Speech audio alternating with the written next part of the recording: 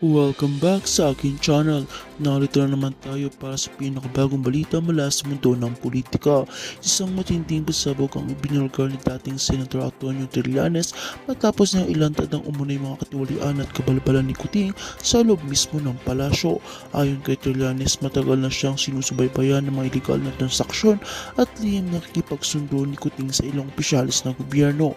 Anya panahon na upang mabunyag sa publiko ang katotohanan at manugot ang mga nasa likod ng malaking anomalya. Dagdag pa ni Trillanes, hawak na niya mga dokumento at ebidensya yung nagpapatunay sa mga pinupukol niyang paratang laban kay Kuting. Kabilang umano rito mga record ng photo na ibinubulsa, pati na rin ng mga komunikasyon mauugnay sa ilang opisyalis ng palasyo sa mga controversial na proyekto.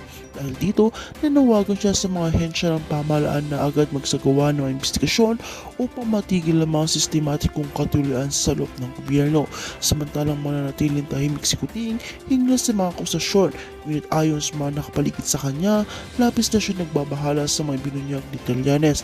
Ayon sa ilang political analyst, posibleng ito na ang simula ng tuluyang pagbagsak ni Kuting kung mapapatunayan ang lahat ng alegasyon. Buong bayan ngayon nag-aabang sa susunod na hakbang ni Trillanes at sa magiging aksyon ng mga otoridad laban sa nasangkot ng opisyales. At yan ang pinakamainit na balita mula sa mundo ng politika. Huwag kalimutan mag-like, share, and subscribe para lagi kang updated sa mga maiinit na balita ni Madam Chika.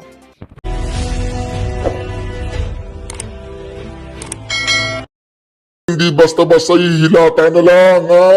Makikipagbakbakan daw ang mga Duterte, ganyan po ang kanyang sinasabi ngayon, papuri. Alam niya, kilala niya ang mga Duterte, pero sabi ko naman sa inyo, mag-ingat kayo kay Madam Cielo Magno. Si Madam Cielo Magno po, in fairness, against po siya sa corruption, pero hindi po siya pro-Duterte. Yun lang, pero kung against siya sa corruption, at against siya sa mga magnanakaw, pero pro-Trilliling siya, at pro-dilawan, pinklawan siya, okay na yun, basta't against siya sa corruption. Pero ang problema ito, in-interview niya si Trilliling. Ang dami mo dapat interviewin, madam, ha? Ang dami mo dapat interviewin. Pwede mo akong interviewin, pwede mong interviewin ako, at saka ako, bakit siya yung interview mo? Mga Riaso, tuloy natin!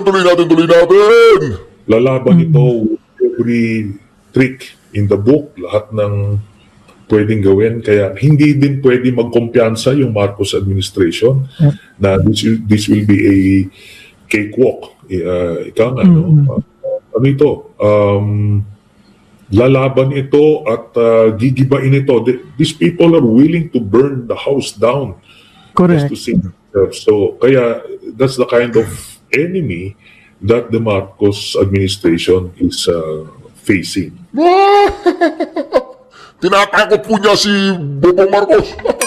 Sabi niya kay Bobong Marcos, lalaban itong mga Duterte ko. Lalaban sila. They are ready to burn the house, just to burn the corrupt and to burn all those mga robberer dyan, mga corruption, mga magnanakaw kayo, mga animal kayo. Lalaban ang mga Duterte. Itong si Trilliling talagang pinapalakas na loob ng mga Duterte sa kanyang pagsasabi na to. Lalaban sila, lalaban ang mga Duterte. So, huwag kayong magtiwala mga Marcoses, mga corrupt kayo. Ito po. And syempre, in between, tayo mga Pilipino ay would be caught either way. So sir, given that, tama kayo, no? Kasi talagang magpo-push back at lalaban at hindi naman papayag yung mga Duterte na basta-basta ma-sideline na lang, considering that they're actually more popular than the Marcoses nung tumakbo sila as tandem ng unity. O di ba? Alam po nila, alam ni Madam Cielo Magno na mas popular po ang mga Duterte during the unity team.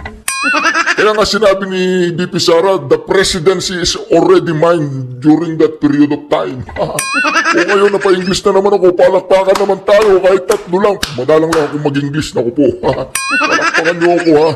Anyway, mga ka-reaction, ito, talaga nagpaparamdam po si Trilliling. Matapang ang mga Duterte, lalaban yan. Hindi basta-basta magpapatalo yan. Kaya umanda ka, Bobong Marcos, ganun ba, Trilliling? Okay, dire-diretso mo lang yan, Trilliling. Napakagandang pakinggan kahit alam namin na, Trilliling.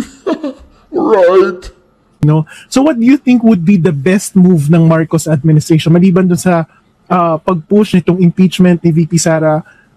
If you're going to advise the Marcos administration, what should they do not just dun sa kay Sara, hindi lang dun sa tatay na but madami yan kabit-kabit sila, lahat nasa politics. What do you think what would be the best move of the Marcos administration sa pamilyang Duterte? There is only one choice at this point: obliteration. Obliteration. Hindi pwedeng kumbaga they just go through the motions. Hindi. They will have to obliterate the Dutertes. Oo, di ba? Sabi ni Trililing, ang mga Marcoses daw kailangan durugin, kailangan pagpira-pirasuin, kailangan wasakin nila ang mga Duterte. Hindi na pwede nilang sabihin na, oy, tumabi na kayo dyan, mga laos na kayo, mga Duterte kayo. Hindi. Ang payo po ni Trililing sa mga Marcoses, kailangan durugin, pagpira-pirasuin, wasakin ang mga Duterte, pero hindi nila magagawa yan. Alam niyo kung sinong winawasak ng mga Marcoses ngayon tsaka mga Romualdez? Ang kanilang mga sarili. Winawasak nila. Talaga naman po mga kareaksyon, talagang na sila. Ang tawag doon, nabisto na sila. Nabisto na ang kanilang mga kanimalan. Wala na silang ginawa kundi magpataba ng bulsa. O yan, mga kareaksyon, umanda kayo. Dahil si Triniling bumaliktad na pong tuluyan. Pero hindi pa natin tinatanggap yan. From Philippine politics by this year. Kasi pagka hindi nila magawa yan and the Duterte survive 2025, sila ngayon yung nanganganib. Ang hindi lang political careers nila, kundi buhay nila. Kasi imagine Sara Duterte as president in 2028 or even earlier. Palagay mo, would she be magnanimous to anybody? No, it's not. It's out of character for her to be magnanimous. Talagang ito, there would be hell to pay for everyone. Kaya it's in their personal interest to obliterate the Dutertes. Alam po niya, hindi raw po magiging magnanimous si Sara Duterte. Talagang kapag naging presidente si Sara Duterte, o gusto niyo ulitin natin, kapag naging presidente si Sara Duterte, isa raw magiging impyerno sa buhay nila yan. Magiging impyerno ang buhay ni Tamba, magiging impyerno ang buhay ni Magna, ni Palaka, ni Bangag, ni Manggagamit. Lahat sila magiging impyerno ang kanilang buhay kapag si Inday Sara Anao po. At alam po ni Trillanes yan, kaya si Trillanes dahan-dahan na pong alam nyo na ang ginagawa niya ngayon.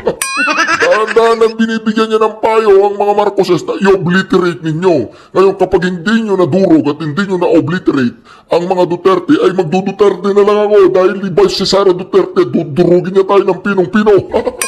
Ito po, ulitin natin para maintindihan natin ang understanding at clear at malinaw. Ayan Kasi pagka hindi nila magawa yan and the Duterte survive 2025, sila ngayon yung nanganganib.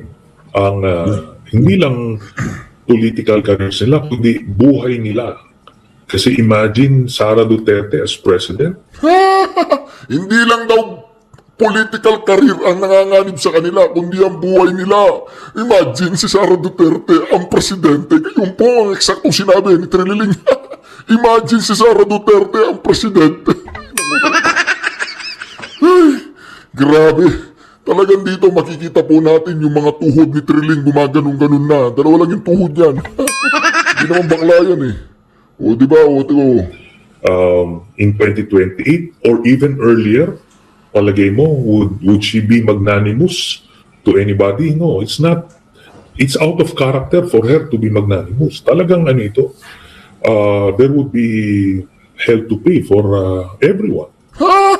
There would be hell to pay for everyone. Huwag mo kaming isama doon. Kayo lang. Kasama ka doon, Triniling, kasama ka doon. Sabi daw ni Madam Inday Sara, may nakakita sa'yo sa isang lugar, may kasama kang lalaki, pero hindi ka naman bading.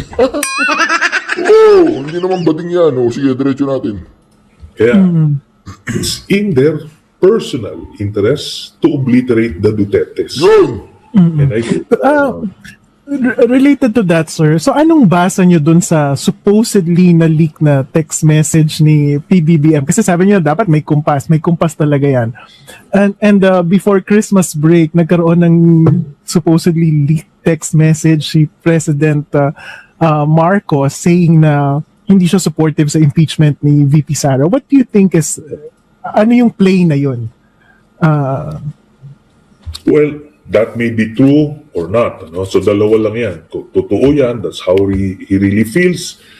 If so, ibig sabihin nun, ayaw niya makaapekto sa horse trading ng budget yung impeachment.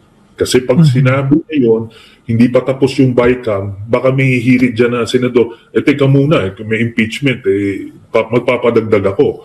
Ganon. Kumagay yun. Precisely yun yung sinasabi ko dun kanina. Kaya kailangan ang signals niya is, wala ako dyan, wala yung impeachment na yan. Pero na-file, pero wala akong kinalaman dyan. Para matapos yung horse trading sa BICAM, exclusive of any impeachment consideration.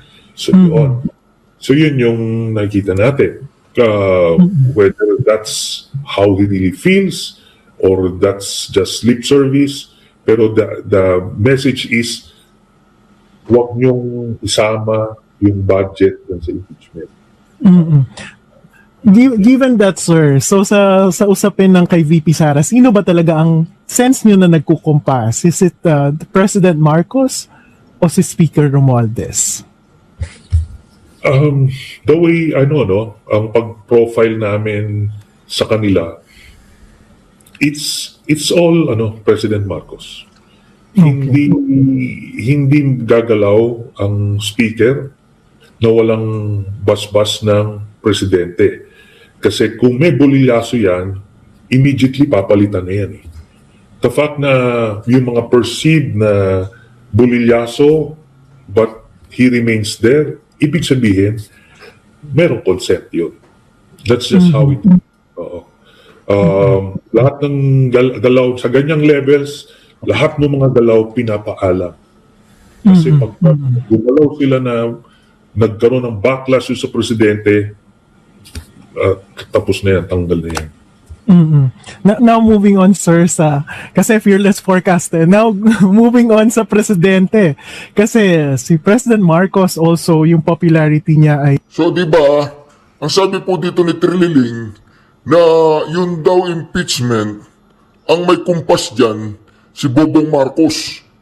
So, ibig sabihin, yung sinabi ni Bobong Marcos na hindi siya pabor sa impeachment, ay nabasa po yan ng mga iglesia. Sabi siguro ng mga iglesia, talagang budulero to Mantagin mo, sabihin mong hindi ka pabor sa impeachment, pero ang nangyayari dyan sa Kongreso, tuloy-tuloy ang paggalaw ng mga tuwadkom, mga gunggongkom, mga huwadkom na yan, na makagawa ng impeachment proceeding at makapagpatalaga sila ng impeachable offense, makakalkal sila ng kinakalkal nila na wala namang katotohanan na impeachable offense ni VP Sara Duterte, na ito namang mga makabayad black na itong mga komunistang taong to, ginamit nila lahat po ng kaya nilang hugutin doon sa investigasyon ng Tuwadkom, at ngayon itong Tuwadkom at mga kongresista, mga ka-reaction ay hindi po makapag-decide kung susuportahan po nila yung tatlong impeachment o apat na impeachment cases na i-file po laban sa ating VP Sara Duterte, kasi po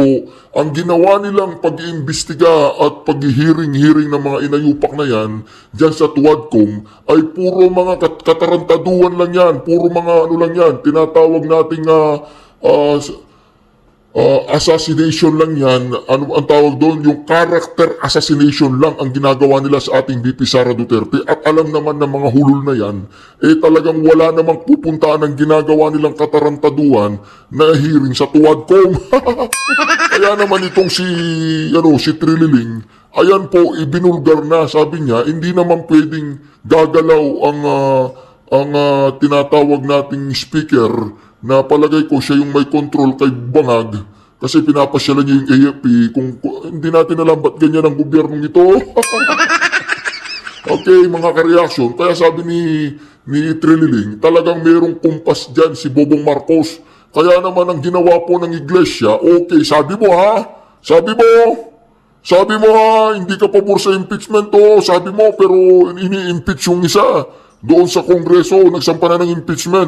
Sige, magwewelga kami. Sinusuportahan namin yung sinabi mo, Na corner na yon si Bangag. Na-checkmate po si Bangag sa kanyang kalokohan na sinabi niyang hindi siya pabor sa impeachment pero ang galawan dyan sa Senado ay ini-impeach si Sara Duterte. Oo, di ba? Ano yan, separation of power ba yan ang tawag dyan? Walang maniniwala na ang galaw ng Kongreso ay walang basbas ng Pangulo kahit kailan. Kasi pag ang presidente po, hindi na nakontrol ang Kongreso, ibig sabihin, i-impeach nila ang presidente katulad ng ginawa nila kay ERAP. Ang Kongreso hindi niya makontrol. Hindi po niya makontrol ang galawan sa Kongreso kasi kinontrol ni Gloria Macapagal-Arroyo. Ano nangyari pagkakontrol ni Macapagal-Arroyo doon sa Kongreso? Impeach! Impeach! Impeach si ERAP.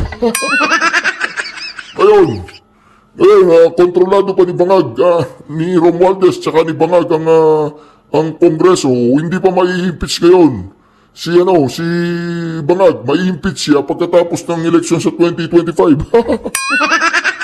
Dahil maraming uupong kongresista dyan na pro-Duterte, pro-Sara. Kasi paglagpas po ng eleksyon ng 2025, magle-lame-duck na po lahat yan. Ngayon, kapag nag-lame-duck na po lahat yan mga ka-reaction, dahil takot na sila, papalapit na yung 2028, political survival ang tawag dyan, talagang wala nang sasabak sa impeachment laban kay BP Sara Duterte.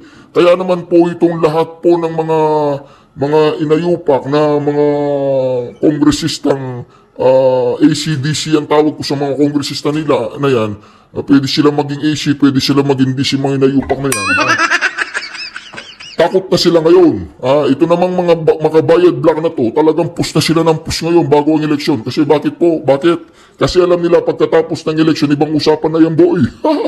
Ang usapan na yan, ang kumpas ay nasa atin na. Dandaran, dararan, dararan, dararan, dandan. O yun, ganun. Kayo na ang kukumpas sa mga hinayupang na yan. Kayo, mga kongresista kayo, no? Sino susuporta ninyo? BP Sara, very good. Diba? Marcos resign, sisigaw sa Kongreso. Ngayon, sinisigaw ng mga makabayad black sa Kongreso, impeach BP Sara, di ba? Hindi na mga makabayad black ang sisigaw dyan. Ang sisigaw dyan mga kongresista na. Impeach BBM, resign, Bangag, resign. Kaya mga ka-reaction, ito na nga.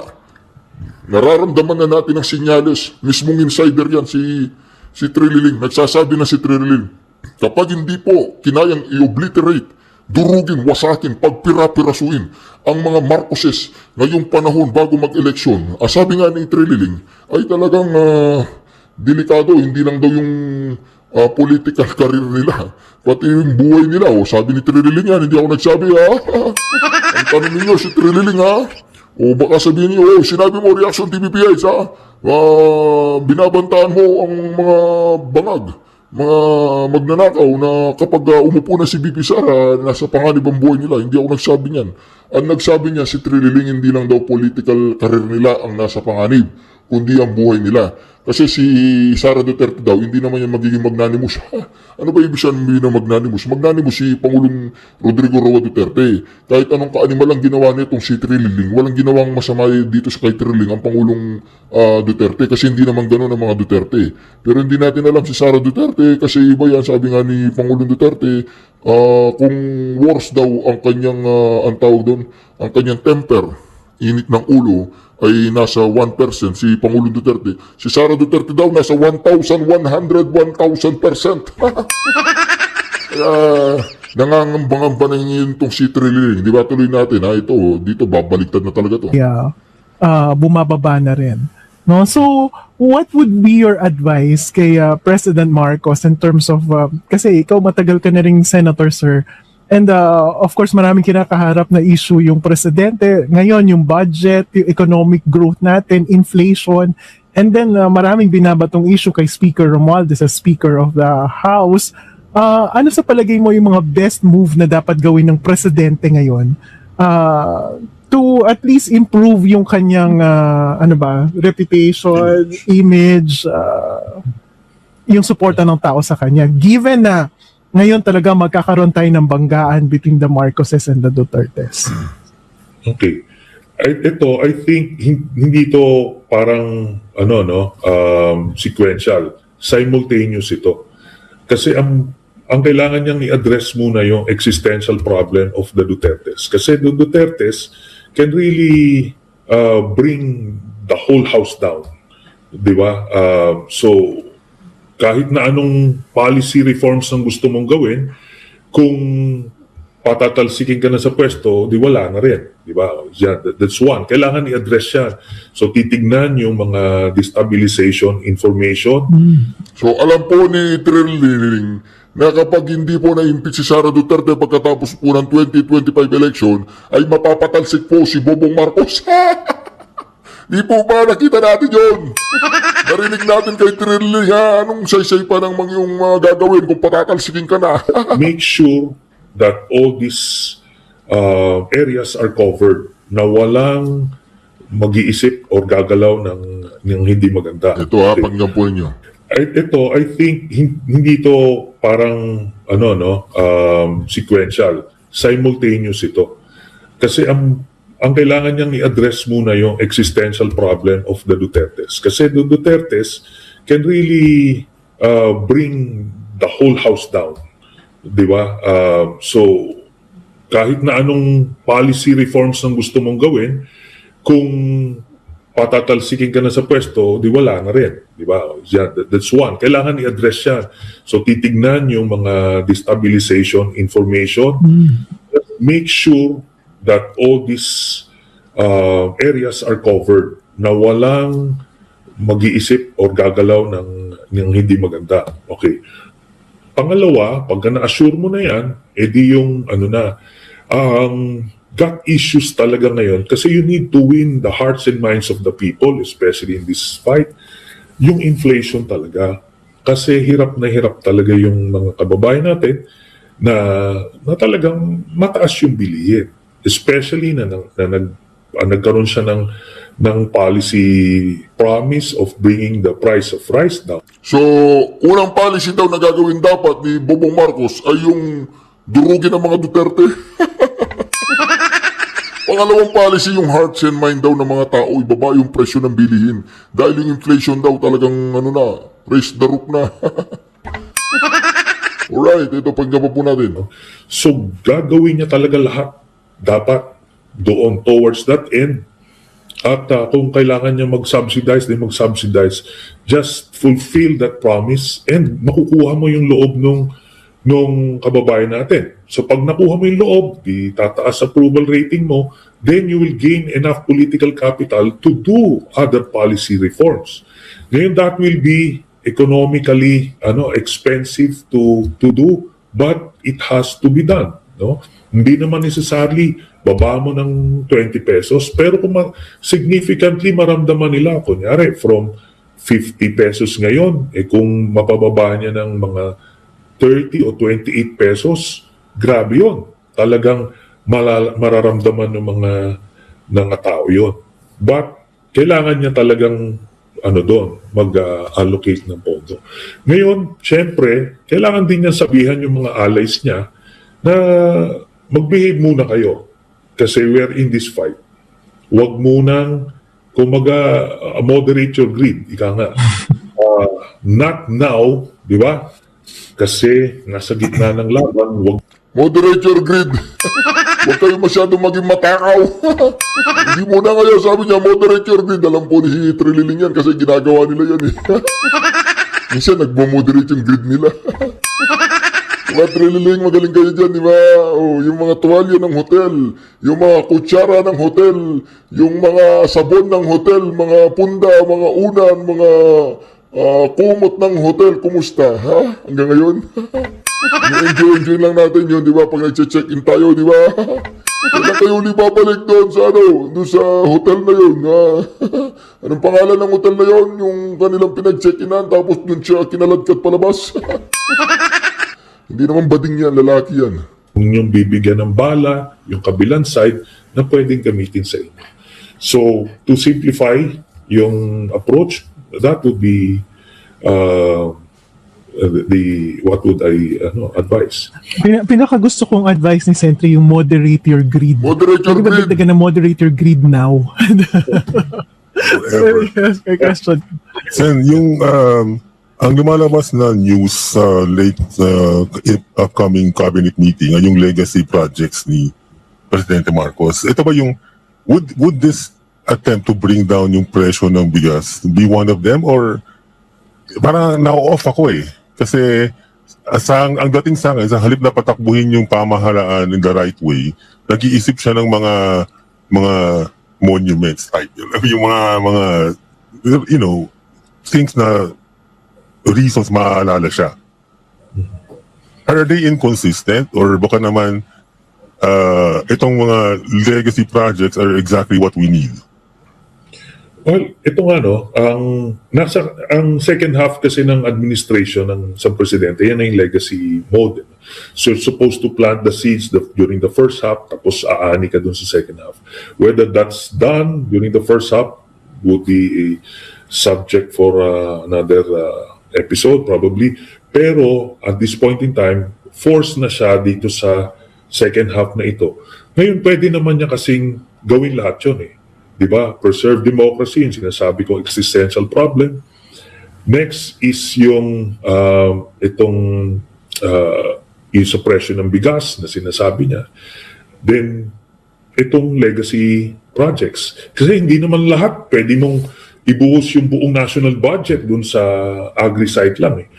Meron ka palang capital outlay, meron kang pondo pang infra. So you can do all of these things.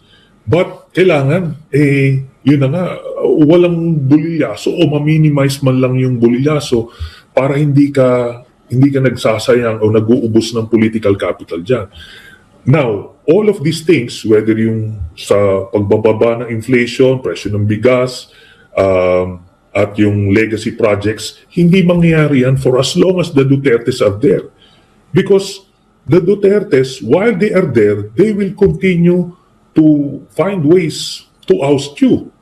Diba? Yeah. Or to just kung mag-agitate the people, hindi ka ngayon makaka-focus kasi continuous magka-crisis management ka all through the next 3 years of your term. Kaya kailangan ito simultaneous. Obliterate the Dutertes, check inflation, then yung legacy projects mo. Obliterate the Dutertes. Yun po ang nakikitang solusyon ni Trililing. I-obliterate daw niya yung mga Dutertes. Tapos